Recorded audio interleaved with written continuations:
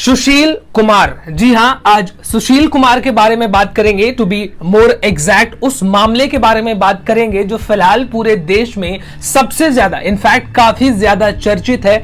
अगर मैं आपको सुशील कुमार के अचीवमेंट्स के बारे में बताऊं तो उन्होंने 2010 में हिंदुस्तान के लिए कॉमनवेल्थ गेम्स में गोल्ड मेडल लाया था। जी हां, वो 2 बार ओलंपिक्स में मेडलिस्ट रह चुके हैं, कॉमनवेल्थ गेम्स में 3 बार गोल्ड मेडलिस्ट। जी हां, और अगर अवार्ड्स की मैं आपको बात करूं तो उनको पद्मश्री से नवाजा गया है, अर्जुना अवार्ड और राजीव गांधी खेल रत्न अवार्ड, इन सारे अवार्ड से उनको नवाजा गया है और कई सारे अनगिनत मेडल्स और अवार्ड्स उनके नाम पर दर्ज है। लेकिन एक हादसा, जी हाँ, एक हादसा जो लोग उनको अपना आइडियल लेजेंड बुलाते थे, जो आजकल के नए खिलाड़ी हैं, जो रेसलर बनना चाहते हैं, पहलवान बनना चाहते हैं, वो उनको अपना रोल मॉडल मानते थे। लेकिन हिंदुस्तान की जनता के सामने एक हादसे ने, एक अलेजेड मर्डर ने पूरे इमेज को बिल्कुल भी शून्य कर दिया।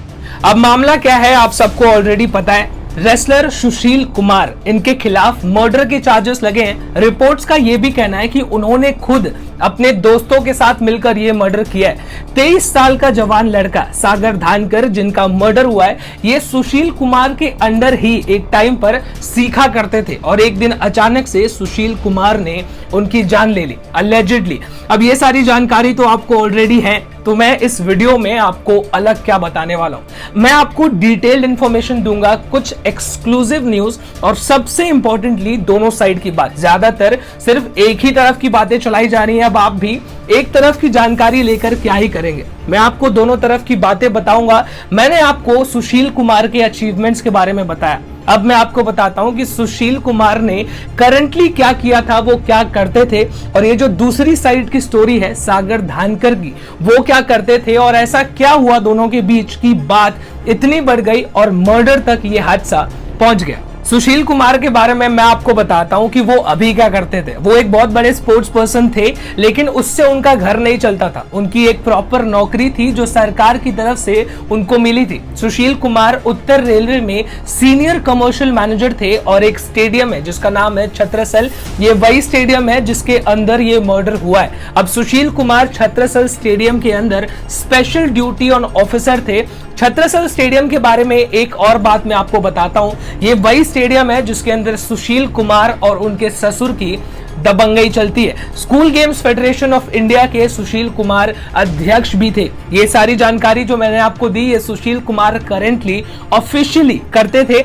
अब मैं आपको बताता हूं सागर धानकर के बारे में, जिनका मर्डर हुआ है बहुत साल पहले 2010 के दौरान। इन्होंने सुशील कुमार को टीवी पे देखा था, हिंदुस्तान का झंडा यूं हाथ में लिए चारों तरफ स्टेडियम में दौड़ते हुए। तभी इन्होंने भी डिसाइड कर लिया कि मैं भी हिंदुस्तान के लिए गोल्ड मेडल ओलंपिक्स में लेके आऊंगा। इन्होंने भी रेसलिंग में अपना करियर बनाने का सोचा।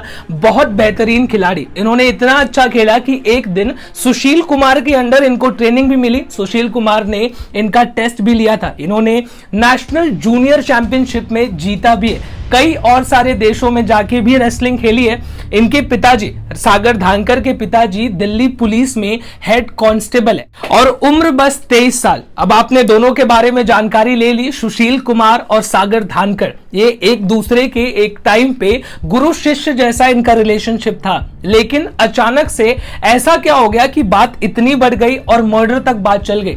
अब मैं आपको 2 रीजंस बताने वाला हूं। अभी तक डेफिनेटली ऑफिशियल कोई रीजन नहीं है, क्योंकि ये केस अभी अंडर इन्वेस्टिगेशन है और दिल्ली पुलिस ने इस मामले पर ये डिटेल्स नहीं दिया था कि मोटिव क्या था मर्डर करने का। लेकिन रिपोर्ट्स की माने तो सबसे पहला और सबसे ऑब्वियस रीजन जो है वो मैं आपको बताता हूं कि सुशील कुमार की बीवी का एक फ्लैट था और उसी फ्लैट में सागर धानकर रहा करते थे और लास्ट में उन्होंने 2 महीने का भाड़ा नहीं दिया और बिना भाड़ा दिए घर खाली कर दिया, जिसकी वजह से सुशील कुमार नाराज थे और उन्होंने ये डिसाइड किया कि सागर को सबक सिखाया जाएगा और बात इतनी बढ़ गई कि मर्डर तक बात चली गई अलेजिडली। दूसरा रीजन क्या है? रिपोर्ट्स के हिसाब से दूसरा रीजन ये है कि सागर ने ओपनली कहीं पर यह कह दिया था कि सुशील कुमार तो बदमाश है और सुशील को ऐसा लगने लगा कि पब्लिक इमेज सुशील की सागर खराब करने की कोशिश कर रहे हैं, जिसकी वजह से उन्होंने ये डिसाइड किया था कि मैं अब इसको सबक सिखाऊंगा और बात मर्डर तक पहुंच गई।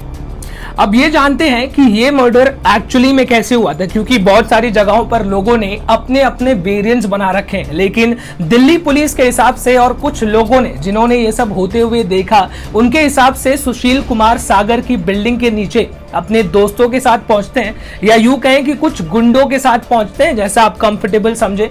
उनके दोस्त ऊपर सागर की बिल्डिंग में जाते हैं, उसको घसीट के नीचे लाया जाता है। नीचे सुशील कुमार गाड़ी में बंदूक लिए बैठे रहते हैं। बंदूक की नोक पर सागर को गाड़ी में बिठाया जाता है, जिसके बाद छत्रसल स्टेडियम ले जाया जाता है। ये वही स्टेडियम है जो मैंने आपको बताया था, जहां पर सुशील कुमार और उनके ससुर की दबंगई चलती है। उस स्टेडियम में सागर को बहुत मारा जाता है। सुशील कुमार खुद और अपने दोस्तों के साथ मिलकर उनको मारते हैं। सुशील कुमार एक लेवल और ऊपर जाते हैं। वो अपने दोस्त प्रिंस को बोलते हैं कि एक काम कर, इसको मारने की तू वीडियो बना। तो जो रेसलिंग कम्युनिटी है उसके बीच में इनका दबदबा, नाम और डर बना रहे, वो वीडियो भी बनाते हैं। जिसके बाद पुलिस आने लगती है, तो जो वॉचमैन है छत्रसल स्टेडियम का वॉचमैन, वो पहले से ही सुशील को इन्फॉर्म कर देता है। सारे लोग वहां से भाग जाते हैं। सागर को हॉस्पिटल ले जाया जाता है। सागर को काफी ज्यादा चोट लगी होती है, जिसकी वजह से सागर अपना दम तोड़ देते हैं और तभी से सुशील कुमार गायब हो जाते हैं।